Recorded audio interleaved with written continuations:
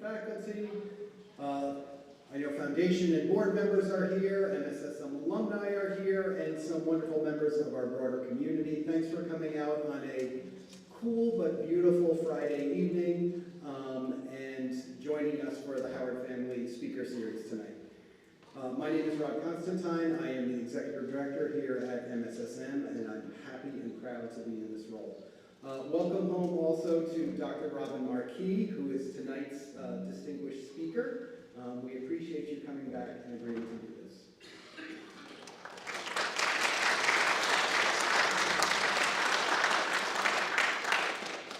I wanted to share a little bit about how this speaker series came about. Tonight's lecture is made possible by the generous support of Dr. Eric Howard, who established this series through the MSSM Foundation in order to bring distinguished academics, professionals, and practitioners to MSSM and share with the community their passion and area of expertise.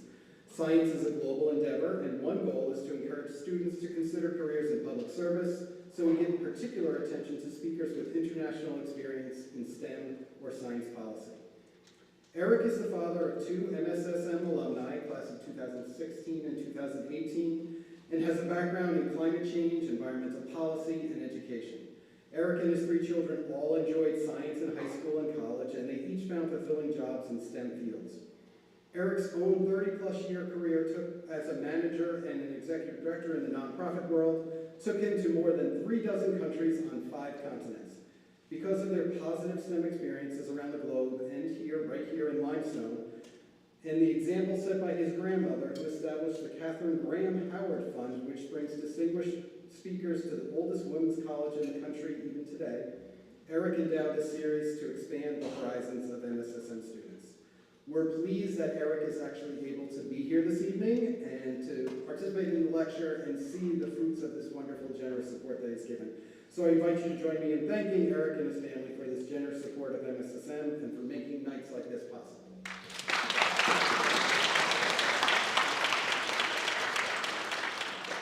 And now I'd like to invite Deb McGann up, to the director of the MSSM Foundation, to introduce our speakers.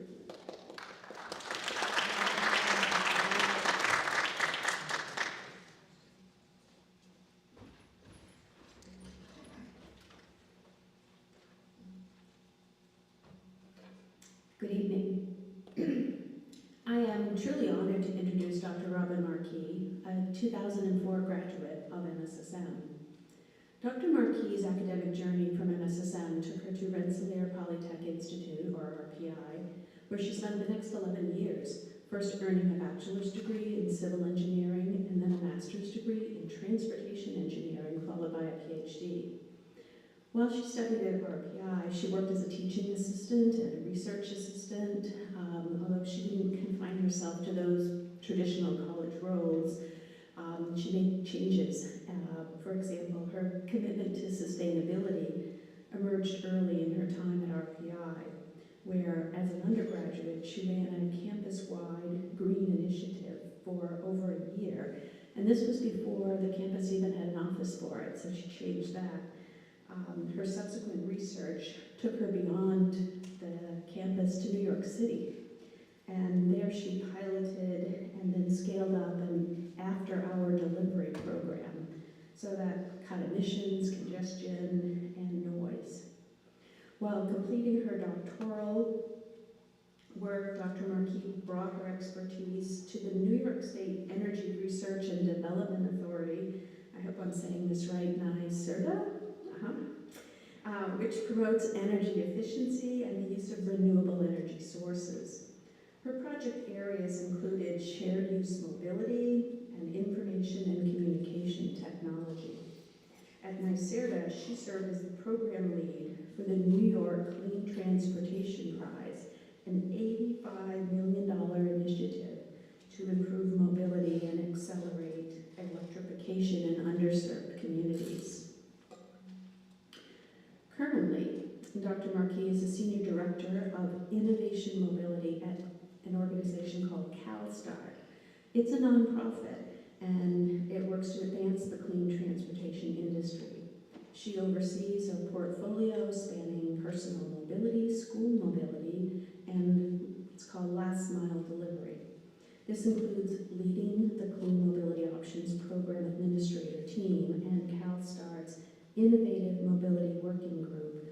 consortium of public agencies, solution providers, and other stakeholders. Please join me in welcoming Dr. Robyn Marquis, who will share with us how her incorporation of behavioral economics into the more traditional data-driven algorithms is transforming how we manage transportation.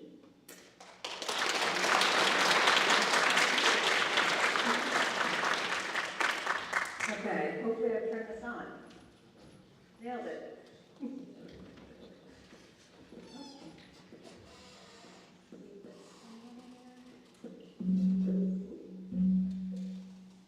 I'll have to remember that one's still on, so I don't get the feedback. Hello, good evening, everyone. Really great to see more of the student faces. I got to meet some of you in classes and meals. And for the live feed, for my, am I glitching? Yeah, okay. Hold on.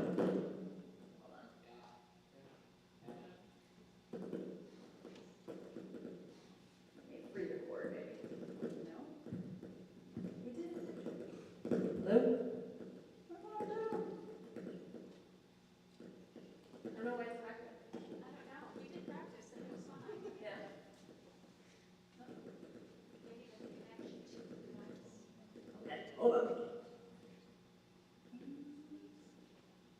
Oh. Better? No.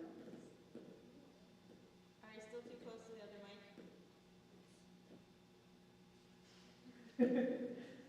Props to whoever said that. Okay. I thought we tested it without one still, but maybe I stepped like 6 inches too close to it. Okay. That was alumni supporter. We're all here for each other. All right. No. Okay. No. Hold. We're just gonna roll with it.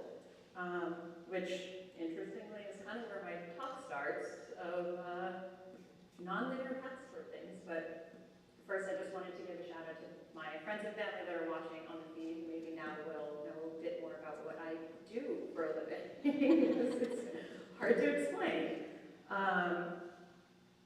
Okay, hold on. No, I don't think it's my proximity to it. Is it, how like annoying is it to you? It's better. All right. Okay. Anyway. All right. Hello. There we go. So, as you've heard, I have sat where you sat a few decades ago by this point, but I also am a proud graduate of MSSM, class of 2004.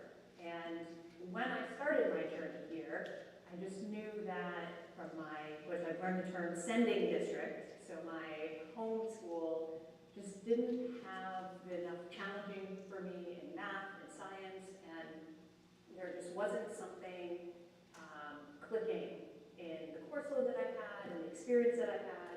And I had a friend from home who came as a sophomore, and by word of mouth introduced me to this concept of a magnet school in northern Maine focused on math and science. And I have family in the area, so I was familiar already with the county and limestone. They're in Madawaska, if anyone's from there or familiar, but even further north than you are now. And so from my friend saying, maybe this is an opportunity for you to double down on your STEM background, and I was really passionate about being an architect. So nothing in my background that Deb gave said, hey, Robyn, she's an architect now. So presumably something has changed along the way. I started out thinking, this is what I want to do, this is the type of education that's going to get me there. And when I actually started taking those courses at RPI, I realized there was a mismatch. It wasn't as math and science specific, which engineers do. And since I met a class earlier that's doing engineering work, some of you go, of course, you have architects that do this side, engineers do that side. But I had seen the CAD drawings and models and thought there was a lot more about math and science underpinning of architecture. So I reached, whoa, uh-oh. Am I completely out of I reached a point where I said, okay, I gotta find another path. If this isn't the right fit, where do I take the courses I've already completed in college? What would be the right thing? a natural transition from that is into civil engineering. And that's where I had an opportunity to learn about structural, geotechnical, environmental, and transportation. And it's really about how people move. Where are the things that you want to do? Where are the things that you want to consume? And thinking about the choices that we make to get to them or for them to get to you. So I started out thinking I knew what I wanted to do, quickly realized that wasn't it, went down this degree path, then realized I wanted to do research, stuck around for grad school, got deeper into the weeds on that, and I'm also not a professor right now. So got exposed to kind of different ways in which you could take that kind of degree path and not go straight into academia. I really wanted to be out in the field, gaining some real world experience, applying what I had learned into the specific communities that we had to come in. So that's sort of where I've landed today, but just wanted to say, maybe some of you, and I'm gonna ask some questions, how many people think they know right now what they want to do, or have kind of a sense of, I'm going to study, yeah? A lot of hands. How many people aren't sure yet?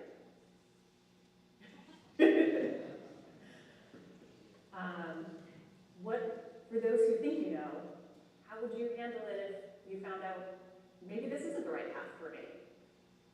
And that's really about a lot of experiences that I got here and beyond, is really understanding myself, where my skills could be applied, and what other opportunities were out there. So part of this is I also just want you to recognize having this kind of background and this skill set can take you in so many different directions. For me, I happen to be working in transportation. That's not where I thought I would be.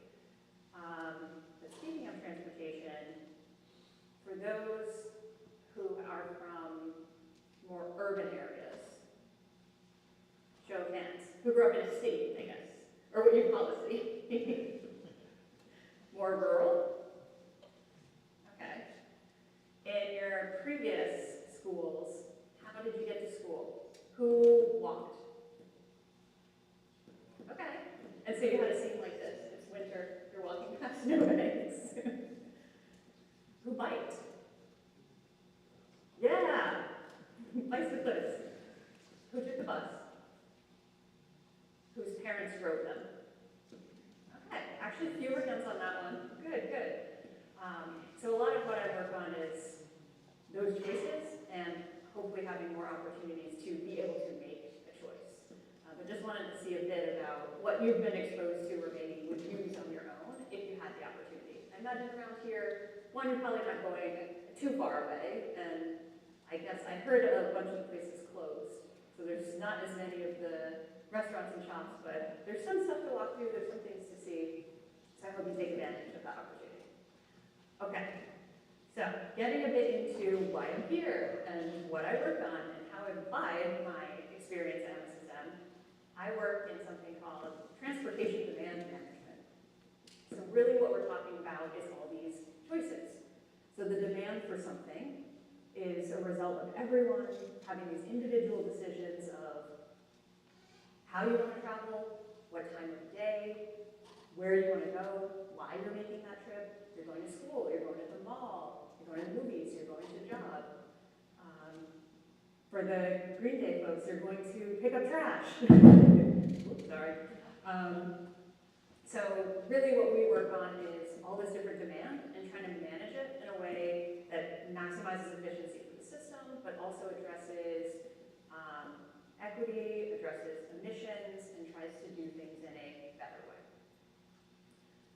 So this is a bit of the kind of more mathy side of things, and then I'll zoom out a little bit and show you how I'm using some of this STEM in my everyday. So I'm sure many of you are familiar with the term models and equations and math, because that's, you know, fundamentals of what you do here.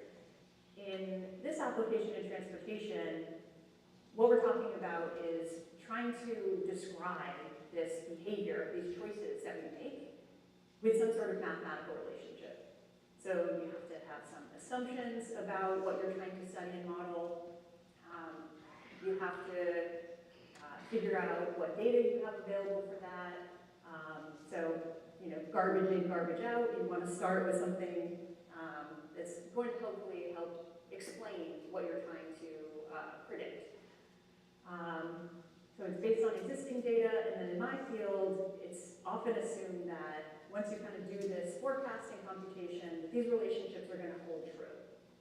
But we know that systems, particularly transportation in cities and even rural areas, are ever changing. So those, that constant state of things doesn't hold true. And as people get more opportunities and different types of transportation options that they can take, it kind of messes with these models. And why they're so important in transportation is this data that goes into explaining this behavior, that goes into forecasts, is really used to fund these projects. So how many times have you hit a pothole and gone, why don't they fix this pothole? Or you hit a red light and say, why is this light red all the time? Or maybe there isn't a traffic light there, you think there should be. So all of these basic decisions about this system that you travel on go all the way back to the way in which they're modeled and the priorities that are set in these communities and the things that actually get funded. If there's, okay, so there's this kind of traditional way of doing things that starts with, and this is where I'll get a little in the weeds, so bear with me. First, you want to look at where are these trips being generated? So let's talk about, say, Prescott, for example, because there's a little bit more, like an airport there. There's a mall, though I don't think there's much left in the mall anymore. But there's these things that are attracting you there. You want to make a trip to that area, and it's generating because there's people that live there, there's population, there's employment opportunities, there's things to do for fun. So that's kind of where things start saying, in this area, what else is going on, and why might someone want to travel in this area? So that's generating trips. Then you want to distribute them between these different concentrated areas that are creating traffic. Am I going here to here? Am I going here to here? So you start pairing them up. You start somewhere, you end somewhere. I started here, I'm going to go to the Hampton Inn tonight. That's my origin and destination. Then we talk about how are you making that trip? So I asked when you're going to school, walk, bike, etc. That's what we mean by mode choice. It's a decision that you can make. And if you're going from A to B, do you want to do it on something that you think is the right travel time, that's the lowest cost, that's safe for you to do? Maybe not as many places around here to safely bike or walk, for example, if it's convenient for you to do it. So this type of planning is really rooted in what they call maximizing your utility. You get value in going that way. It's the cheapest cost, it saves you the time, and your time is worth money too. So this old traditional way of doing it, everyone's trying to, there's an assumption that you're trying to act in a certain way. And that's just the assumptions that I mentioned with models that lead to these forecasts. And then ultimately they're assigned to the network. You took route 1 for whatever reason, or you went a different way because maybe it's more scenic, or there was a crash on route 1 and you had to get around it. So eventually that starts getting distributed across the network, and that's when you get into those algorithms that are taking all the data of what are people trying to do, where are they trying to go, how are they trying to do it, and these are the ways in which they're making those trips. But because they're built on assumptions, and I'm going to stand right there, built on assumptions and only things that you tell it can be part of the process, it's probably missing out on a lot. If it assumes that everyone acts a certain way, that you're going to take this trip because that's what your best option is, it's describing what best means to you. And often it's missing out on opportunities to explore other types of policies. If you don't include, say, bike and pedestrian trips in your model, and you want to understand how adding bike lanes might improve flow. Well, if you don't have the actual data to see how that's changed by bike lanes, it might tell you there's no impact. But that's actually really not the truth. It's just that you didn't include that in the process. So for my work, it's more about the way in which people behave and why they make certain choices. So if it's not in the model, we might get, this is a funny cartoon, it says, another new highway, the model made me do it. So a lot of the pushback on investing in transit or in walking and biking, people say, there's so much congestion on the road, add another lane. But adding another lane just creates what we call induced demand. People eventually realize, I can get through faster here because there's extra capacity, and it will just fill in with more cars. So that's sort of an example of, if you're only looking at a subset of the picture, it might tell you this is the right solution, but you aren't including all the ways in which people actually behave. So, on the behavior side, we're going to play a little game with you all. Hopefully you've played Monopoly before. I know it's a very old game, and I am becoming an old lady, but Monopoly, still popular? Yeah? So let's say we're deep into this Monopoly game, but you're running out of money. And you have two options. So I'll spell them out, and I want to see show of hands which one you pick. You're really in need of cash. You could either mortgage or sell one of those properties, get some cash now, $500, right here. Turn this in, cash in hand. Or that property could collect money for you. And there's about a 10% chance that the next person's going to land on it. And you want to wait it out. What would you do? You want the guaranteed money? Who would pick A? You want the $500 now? I love gaming. So the gamblers in the house, who would wait it out? Yeah? So that old model that I was telling you about in the previous slide would say, you should choose A. That's the better option. But a lot of you chose B. And for a reason? I mean, this also looks like you could origin the next year. Ah, yes, but the framing of this is kind of a take it or leave it. Like, you need to make a decision right now, and these are the two options. It's like a lot of stuff, yeah. So the way in which traditional transportation modeling is done would say you pick the safer, more guaranteed approach. But as we've just observed, many people would take the risk, even though it's a slight chance of that actually happening. Yeah? There's two hands side by side, so whichever you want to. Oh, because I think because I love gaming. Because you love gambling. Same. So this was the focus of my specific research, where I said behavior, the way people actually behave isn't in accordance with these old models. They're going to make a choice based on how it feels to them. Maybe you're a gambler and you have a higher risk tolerance. But there's this thing called prospect theory, and I try to apply this economic theory in a different context in transportation. It's usually looking at actual lotteries or investment, but in some of the travel decisions, there's a chance you might get a parking ticket and that costs you money. It might actually take longer and that costs you your time, which is valuable. So trying to understand why people basically acted against the grain. If traditionally it was, you should make this choice because that's the best choice for you, and so many people are making it, why not? And how can we better model that so we could better forecast traffic and we could better prioritize investments? So enter prospect theory.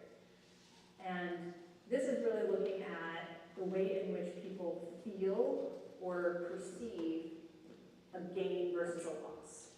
So if I said, okay, do this and you get $100, you're like, okay, I can use $100. Sure, that sounds like a pretty good deal to me. But if it's, or you could lose $100. Now you go, well, I don't want that. That feels like a lot. So it's basically trying to mathematically model that difference in kind of, even though the absolute value change, positive, negative, is still 100 in either direction, that, ooh, but if you take this 100 from me, I don't know about that. That feels a little heavier to me than the opposite direction. And like the previous example, even though it was only 10% chance of winning that $1,400 versus the guaranteed $500, there's this, let's see, I think I got it. Ooh, here we go. So this is sort of your zero inflection point. For smaller probabilities of something happening, people are very optimistic. There's a, 0.0 whatever % chance you could win the lottery. But I'm gonna buy a ticket because like, hey, it could be me. You never know. And it's only what, a couple bucks for a ticket? Take that chance. That's not that bad. And then things that are kind of more likely, actually more likely to happen. Sometimes people kind of underweight that or assume like, I don't know, it doesn't seem like that big of a deal. So what we try to look at is for these different types of probabilities or guarantees and the different level of give or take, how does that explain why people make the travel choices that they do? So that's more of the kind of math in the weeds stuff in the background, but I really want to get into how I'm actually applying what I learned in these halls, what I learned beyond, and how you translate some of this modeling efforts and talk about economic theory and very in the weeds things into actually having an everyday impact in the communities and the people who are making these travel choices like you all are. So ways in which you could kind of use that, ooh, I like to gamble, or I'm risk averse actually, that doesn't sound like a good deal to me, and trying to get people to make different choices or influence their behavior is through things like incentives or messaging. Hey, if you do this and there's public transit available, you avoid wasting time in traffic versus you could save time on your commute. So it's all in the subtle messaging that speaks to the way, the reason people make some of the choices that they do. For helping shift certain modes, there's this inherent risk aversion, except for my gamblers in the back, that people might not want to try something. They're comfortable with their current approach, but if you give them a way to test it or an easy out, then maybe, okay, yeah, I'll dip my toes in that. So something in my field is if you want to convince people to maybe replace some of their car trips, maybe not totally give up your car yet if it's not feasible, but oh, I don't take my car to school, then, and this is for more of the folks in the room who have young children in school, that, oh, I need my car in case my kid's school calls and there's an emergency and I need to hop in the car and I need to be able to get there. So there are things called guaranteed rides where maybe your employer will subsidize a taxi or Uber ride, or there's maybe a shared car that you can use so that you're not stuck if you don't have your own car. That's what we mean by guaranteed ride. Things like pricing and congestion policy. I live in New York City where we've recently implemented congestion pricing. So this means for a certain zone in the central business district, you can't enter without paying a pretty substantial amount of money, and ideally, you say, that's too rich for my blood, and I'm going to take transit in instead.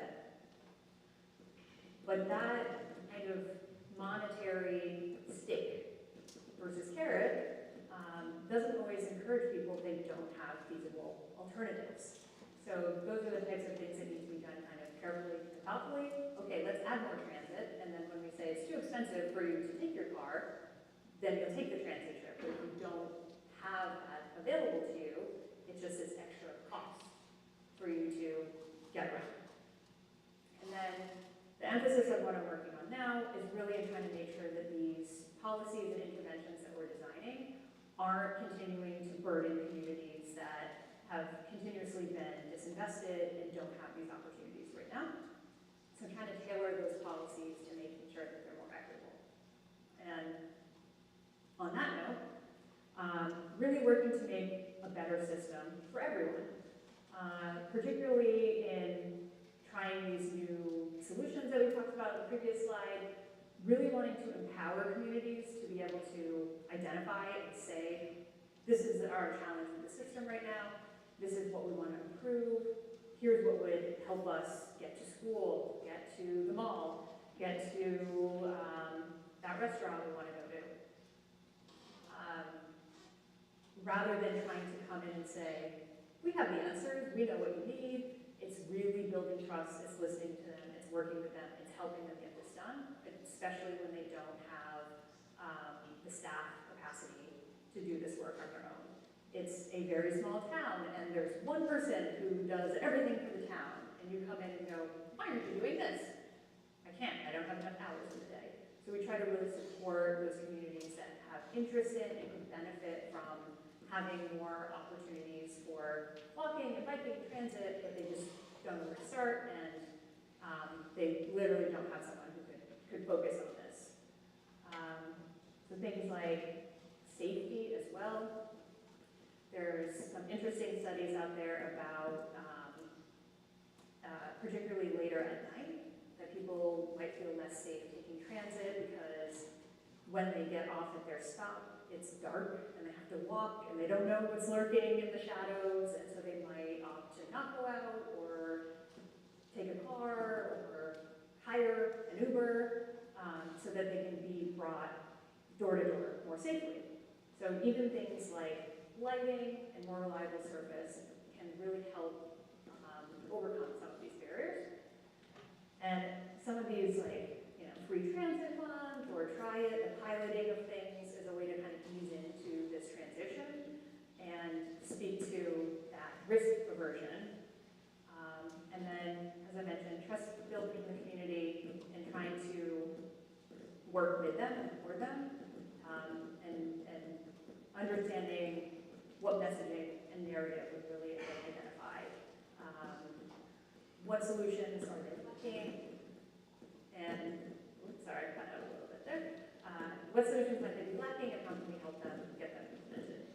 So that's like kind of a quick and dirty, how do we take from being a math and science nerd, I'll say it, because I think it's a safe space to use the term nerd. I will call myself a nerd, no judgment on any of you, I'm a nerd.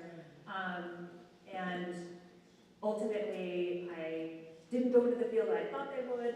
I didn't stay in academia, even though I have a PhD, and now I'm out there helping communities trying to introduce new transportation solutions. But the kind of backbone of all of that is understanding why have these decisions been made in the past, what's influencing them, these equations and models, and if we want to make a change, understanding how people make these decisions and using that to kind of carefully create the types of programs and messaging to encourage them to be able to make a change.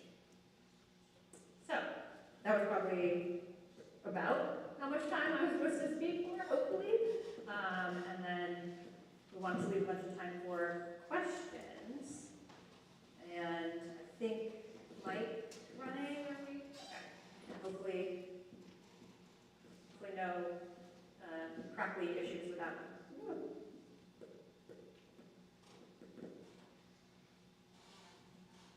Okay, I thought I saw a hand middle.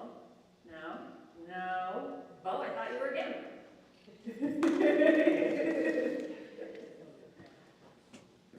Okay.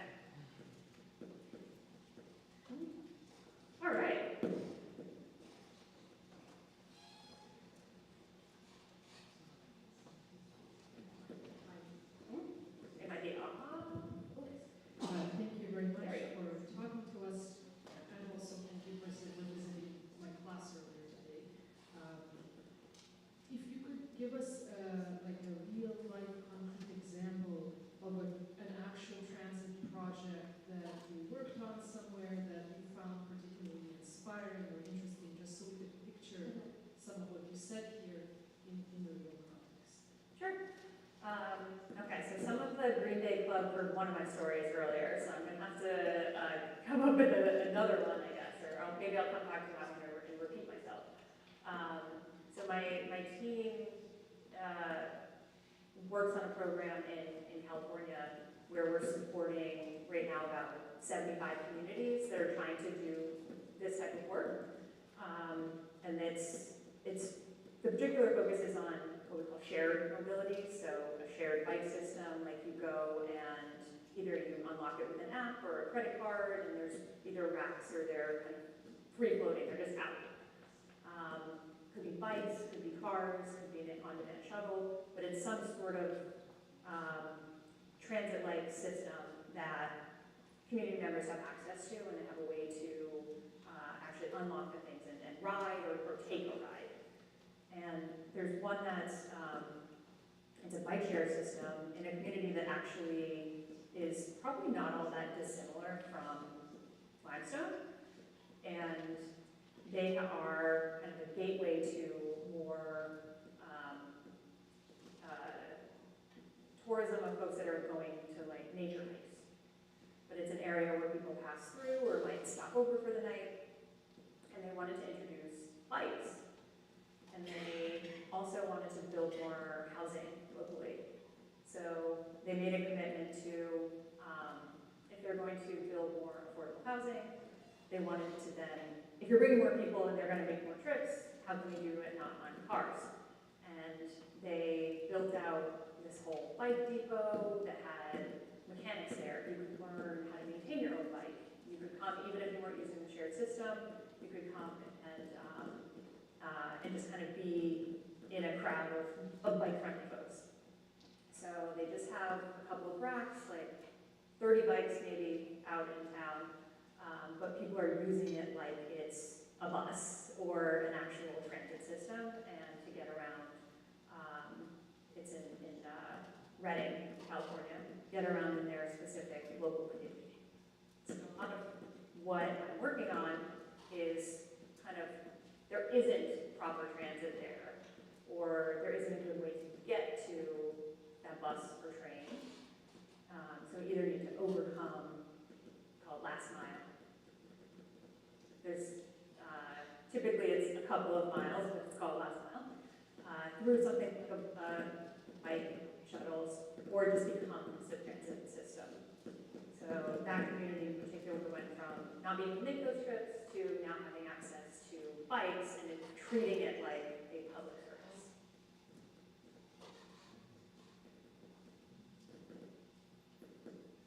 No, I think that one made it worse. Okay. I have a phone. Yes. I have a question for you. I was wondering, how do you get to work? How do I get to work? Well, I mostly work remotely from my living room, so maybe not the best example of that. I wake up and at least try to get distance between my bedroom and my living room, so it seems like I'm going to an office. I'm sure every time that you're like in your dorm room and doing homework, it's sort of like, well, this is my bedroom, but it's also like it's the library and it's the study, and it's like a multi-purpose space. And it's sometimes hard to kind of mentally say, I'm in work mode over here. But I do get to visit a lot of the communities that we support, and I will admit that I take a fair amount of flights. So my personal carbon footprint is maybe a little bit high because of that. But when I drop into a community, I'm trying to test their transit system and the ability to get around without a car. So I'll look for, is there a train from the airport? Are there bikes downtown?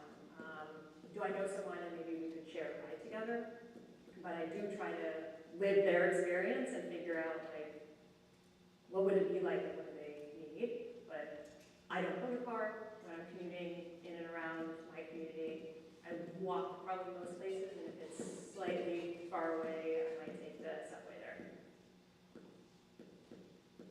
how did you get around your hometown? I drive and I take a bus a lot. Okay, bus, I like it.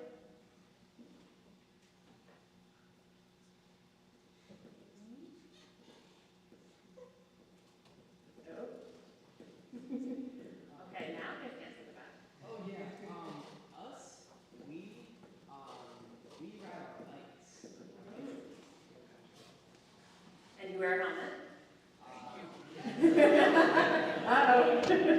Busted.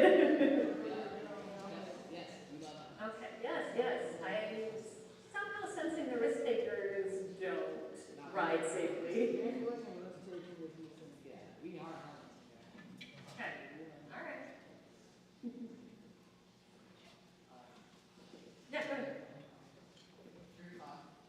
I have heard that like the federal highway safety transportation guidelines are sort of like contemporary best practices are the federal and state regulations often lag substantially behind what we now understand to be contemporary best practices in designing roads, pedestrian safety. So how does one work to build better transportation infrastructure when the metrics themselves are often 10, 20, 30 years behind times? Yeah, I mean, that's sort of what I guess keeps me employed, is trying to figure that out. I'll tell a quick story and then maybe attempt to answer the question.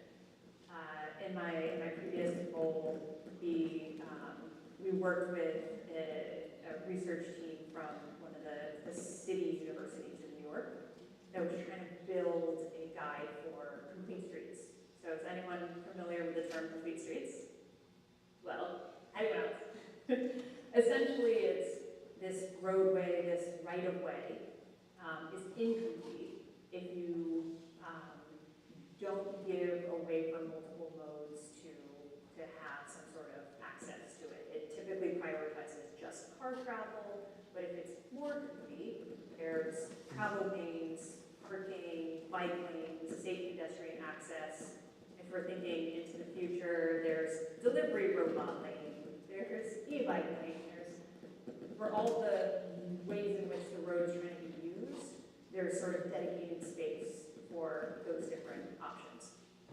So we're working with them to develop a guide for better practices for complete streets, because I believe it was Philly or Pittsburgh, I forget now which one, so apologies to whichever one it's not, but they had tried to make it safer for pedestrians, and they can do things, they call them these bump outs.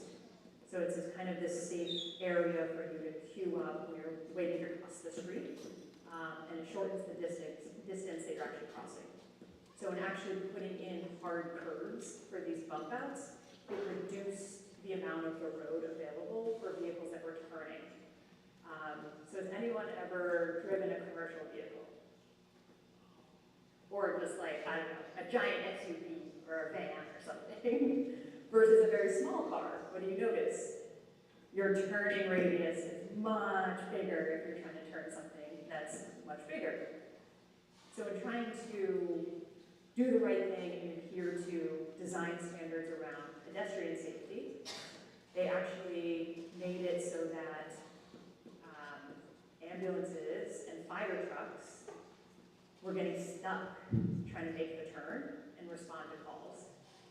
So this team was kind of redesigning the design standards to say, okay, well, we tried to make it better for them, we made it worse for this other use, and what's this middle ground to make sure that you don't run into fire trucks getting stuck in an intersection when you're responding to a fire.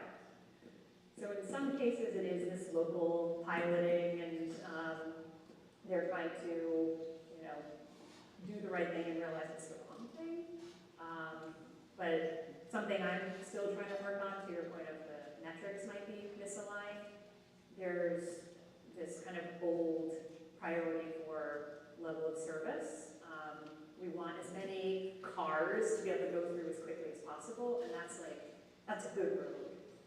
but it doesn't consider all these other impacts and the equity that we're talking about. So tying it to multimodal access, tying it to emissions, prioritizing different things that you're measuring so that your dollars go toward that is like this multi-decade, even before I entered this industry fight, that's still being fought. So I don't have the answer. Well, I'll say, we know what an answer is, but the actual implementing that answer is still waiting.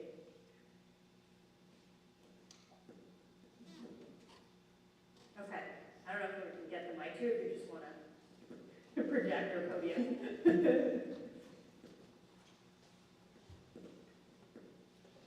I was just wondering, seeing the, you working on New York and the congestion pricing and some of the reaction to that, how often does broad cultural change suddenly impact your model where like behavior, you can predict behavior based on a cultural interpretation, then suddenly there's a change and it totally messes up with it? Does that happen sometimes? Or what do you do when you run into those cases where behavior is this way, but then suddenly the world changes and people react very differently? So I think part of what motivated my personal research was basically that very question is the way in which we're doing things isn't working, or it's not kind of accurately capturing things. So part of it is then trying to like diagnose. We thought it would go this way and it went that way, and why? Find the root cause, find where things went wrong, problem solve. So I popped into a few labs today, and let's say you're trying to mix things together and you're expecting it's going to turn purple, and it turns yellow, I don't know, random colors, and I couldn't tell you the actual chemicals behind that, so don't quiz me on my chem skills. But what would you do? Okay, did we mix the wrong things? Was the way in which we did it wrong? You try to understand, kind of diagnose, troubleshoot a bit. Things didn't go the way we thought, and why not? So for the prospect theory and other things that I've worked on, is there a better way to explain it? So if we use model A and model A was way off, was model A wrong in some way and we can fix it because we know why it's wrong, or is model A just the wrong model? So it's a little bit of trial and error, yes, but trying to troubleshoot and say, hey, it's okay if it didn't go how we thought. Let's understand why.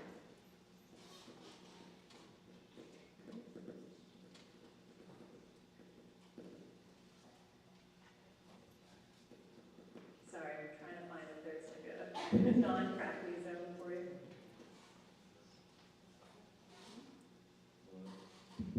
Okay, cool. So I've heard a lot about cities that mentioning being less car-centric, but I was just wondering about what your thoughts on the future of that transitioning and what small to medium towns. I didn't hear all of it, that of just transition. I'll just give my router. So I've heard a lot about transitioning cities from being less car-centric, but I was wondering about your thoughts on the future of that transition process in small to medium towns. Yeah, I actually think that smaller communities have a lot more potential for some of these solutions and are sometimes easier to get things done. So I've once heard New York City described to me as a bureaucratic lasagna. So it's not just that there's multiple agencies, but there's literally one on top of the other, and hoops and approvals that you need. So to actually do some of this change and this large shift can take a really long time, involve a lot of people, is probably by the time you're getting around to implementing that change, a new thing has come, or a new behavior is something that you want to capture. But these smaller communities that have a main street, that have some sort of density or attraction, there's a main street, it's a tourist destination, there's something attracting you there. It's a university town. There's a school like MSSM where a bunch of people are going to come a certain time of year. It might not be like suddenly you're going to have, an underground subway system and a complex transit, bus transit network and bikes and scooters and this and that. But understanding within this Main Street context or within this downtown area, what is feasible is maybe shared bikes or some sort of on-demand shuttle. It's kind of about right-sizing what you mean by the network of solutions, and usually we've found that they're much more receptive to trying something out. It's a nimbler environment, even though they might be capacity constrained, they're at least eager to do that kind of change. So if you come in and say, let us hold your hand through this process, there's receptivity to it, and fewer people that need to sign off on things. So I found like more maybe small city to large town, whatever that divide is. I'm sure there's an official definition for it, but I actually prefer to work in those contexts. And currently I'm not doing a lot in my own backyard in New York City because it's just so difficult to work in that context. And I think if you're from or engaged in some of these smaller communities, you can really have an impact there. Like, just get involved, be heard, be part of the process, and just make sure that whatever is going to get implemented is going to benefit.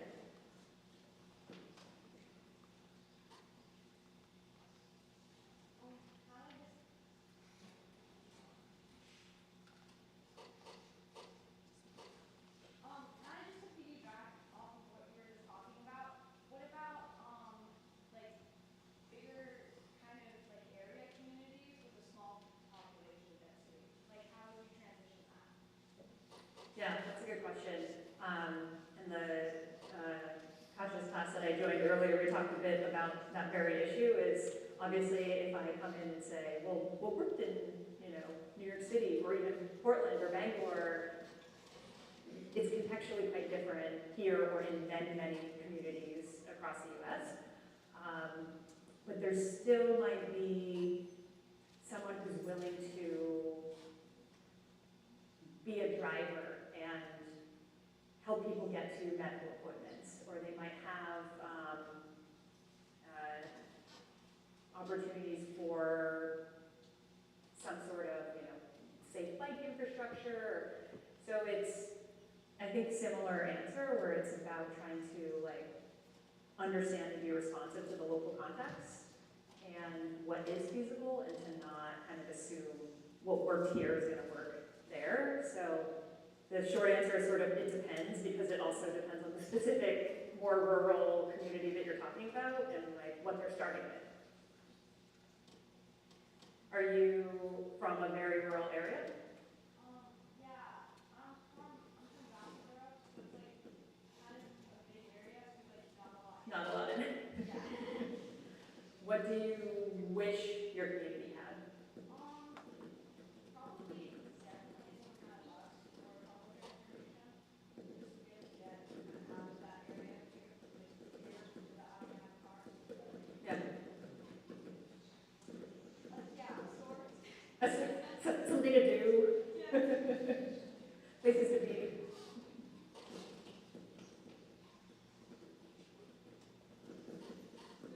Yeah, it may or may not be on. Yeah, I don't think it works. My question is just, I know you work primarily in California, but here in Maine we have a lot of island communities. Have you ever worked with ferries or water taxis? Because I feel like that issue of transportation, getting back to the mainland and for resources and stuff is only further exacerbated. Yeah, that's a good question. I haven't done a lot, but even where I live in New York, we have a large ferry system as well, and it's definitely part of a multimodal option, even if it's literally it's almost like instead of taking a land bus, you're taking a ferry because you want to go off island or maybe to the next island or to the mainland. So it's not something that I've done a lot in or could say, here's how to fix that particular system. more just a recognition of the value of them in a system.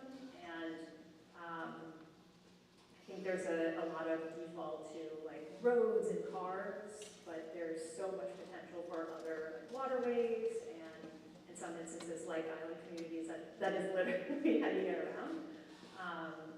What's not working with the current system? I just know a lot of the ferries shut down at like 5 p.m. So you have to be ready to get on the ferry at like 4:30. Yeah, so hours of They service. end at 4. Yeah. essentially. Yeah, that's a great point, because in many cases, it's not just that something actually technically goes from A to B, but that it does it frequently, or that it does it at the time that you want it to. So that is something that we do address, is like, even for some of the communities that have these land shuttles instead of ferries, if it doesn't work 7 days a week, if it's limited hours, then that's still maybe not feasible for us to come in and say, well, you have a shuttle or you have a ferry, why don't you just take it? And they go, well, I need it at this time, or I need it to do this thing. So yeah, don't have a great answer for how to help that particular one, but just definitely for folks who work on the things that I do, there's probably someone out there equivalent who would love to figure out what a better system would look like. Is that a hand? Or do you want to shout at us? I wanted to go back to the issue. You mentioned a lot about contextuality, how important that is in problem solving for a particular community, but yet the beginning is all about modeling, we should have put data in. So how flexible is the process that you work with? For example, I mentioned if you're going to plot out something to solve, let's say, a problem in Hartford, Connecticut, like you take data from, say, Amsterdam, Holland, as opposed to Mumbai, India, you're going to get different coefficients on your models and different both culturally, but also status quo with those other modeling data points. How do you decide to mix that contextuality with what's going into the model? Yeah, there's, hopefully there is actually some more local relevant data available. So I guess maybe a step 0 to some of what I talked about is collecting that data or having something to input into the model. In some cases, there might be something that is more analogous. It's a similar construct of kind of where the origins and destinations are. It's a similar population size. It's the city footprint might look similar. So you might be able to proxy it in that way. But usually we will kind of start with, if there's something that you want to model that requires data and you don't have the data, then we should get the data in order to put it into the model. But yeah, that's a great point where it's not just, even if information happens to be available across the field, if it's not the right fit for what you're examining, then it is going to influence what comes out the other side. Sure.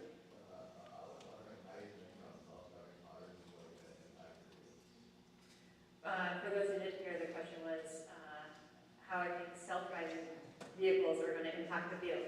This is a very hot topic right now. What do you think of them? What are you seeing about them? Well, I know that recently self-driving taxis were legalized, right? And they're becoming more popular. So I assume it is on top of the research right now. Yeah, definitely. So self-driving taxis or robo-taxis are definitely becoming more popular. They have a few places that they're legally allowed to operate. I actually recently visited a friend in San Francisco, which is one of the places where they've been testing for quite a while. And they're what they call driver out. So when some of these first started, the vehicle would be driving itself, but there was someone there in the vehicle to make sure, in the passenger seat to be like, in case things go awry, we have the power to stop this. Maybe similar to like if you've taken driver's ed and the driver's ed vehicle is outfitted with like brakes on the instructor's side in case you do something crazy and they, or maybe it's just me, I was a bad driver, but they're going a little too fast or they need to kind of stop the car. It was similar to that kind of override control. But now they're just allowed to operate without anyone there. They're remotely monitored, and there's some places where they're just like bunching up and like creating traffic amongst themselves. And there's a video of someone at night where this was happening and the cars were getting frustrated and like honking at each other. And someone said, it's like, they're causing all this noise, what's going on? They think there's this big, to-do outside. And they looked out and it was just all these Waymo, in this case, robo-taxis that were honking at each other. So for this kind of more equity and intentional solutions that I'm working on, I'd really love to see the technology go in a direction that's in transit or transit supportive.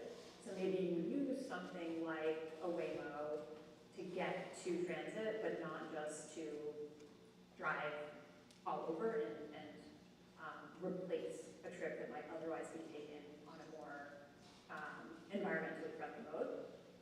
And then maybe like worst case scenario would be everyone owns their own, and you say, well, I can live wherever because I'll just be in the back seat napping or reading the paper or whatever. And it encourages you to kind of move away. So some of the questions around how do we support work in less dense, more rural areas, that would create more of this sprawl and reduce the amount of density needed for these kinds of solutions that thrive where there's population centers. So in my mind, that'd be like worst case scenario, but opportunities for it to help where there's driver shortages, like there aren't enough bus drivers right now. So maybe that's a space where you're not taking anybody's job, there just aren't enough people to take those jobs. But you still want to provide service to communities. Could be a type of technology adoption that would be in a positive direction. So I see potential for it. I've actually taken a ride in a self-driving shuttle, which was really cool. It was still a little bit sensitive at the time, which I guess you want it to err on the side of don't hit that thing, but shadows would sometimes, I would think, is that a person? The test ride was in Buffalo in the winter, so they get quite a lot of snow as well, and it was reading snowbanks as maybe that's a person. And that's why we were testing it there, is to see like what does it react to.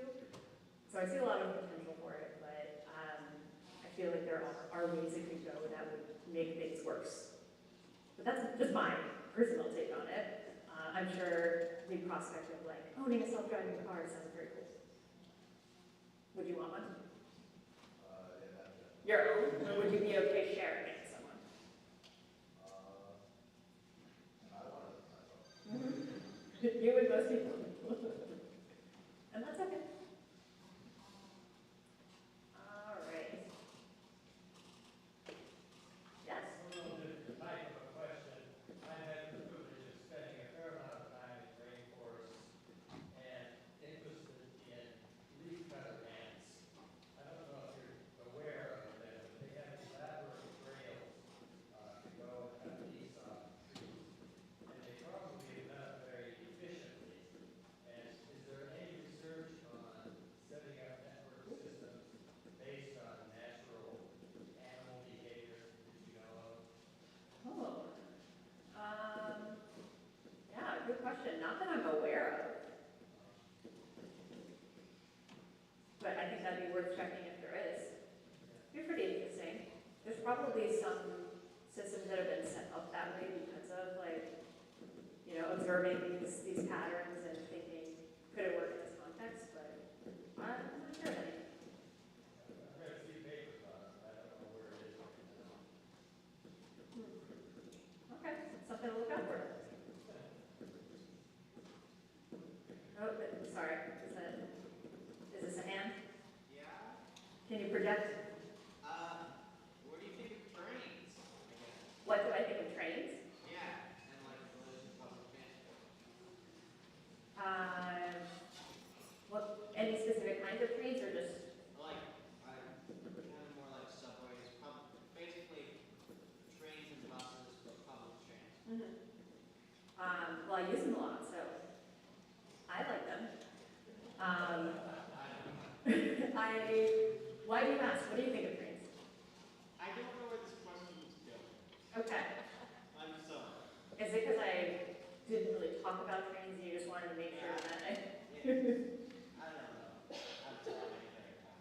No, all good. I love trains. I think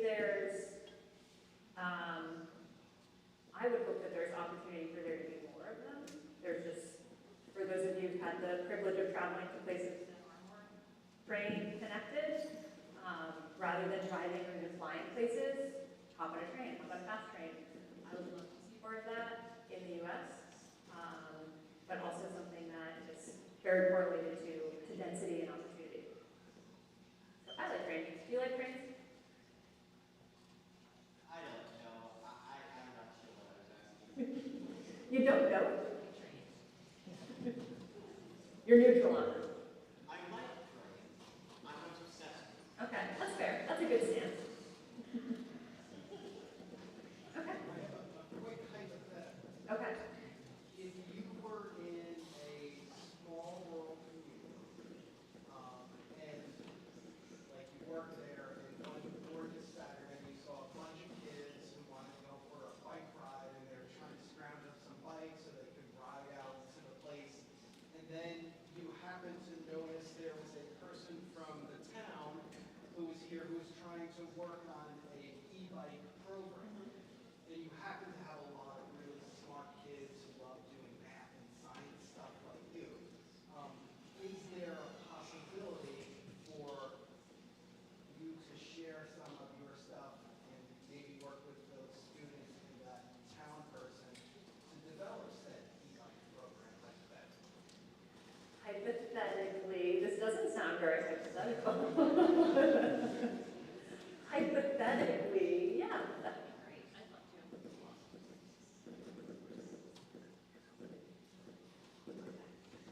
I don't know what I did to disturb this, so sorry.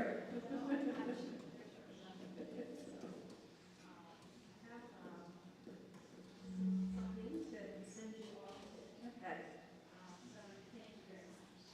I don't know if your mic's up either, so. It's low, yeah. See, it just rolled.